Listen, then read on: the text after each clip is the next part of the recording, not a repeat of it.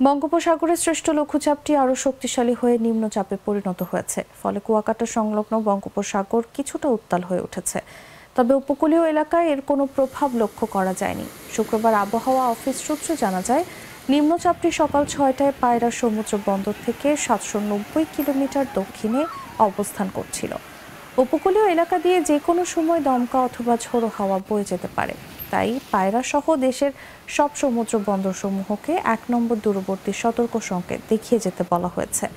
এছাড়া সকল মাছ ধরা ট্রলারকে উপকূলের কাছাকাছি থেকে সাবধানে চলাচল করতে বলা হয়েছে।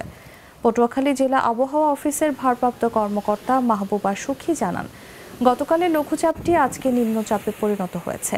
উপকূলে বৃষ্টি বা বজ্রসহ বৃষ্টি হবে কিনা সেটা এখনই বলা যাচ্ছে না। টুরিস্ট পুলিশ কুয়াকাটা রিজিয়নের অতিরিক্ত পুলিশ সুপার মোহাম্মদ আবুল কালাম আজাদ জানান, নিম্নচাপ সৃষ্টির কারণে সাগর কিছুটা উত্তাল হওয়ায় পর্যটকদের সতর্ক থাকতে বলা হয়েছে। টুরিস্ট পুলিশ সার্বক্ষণিক কাজ করছে।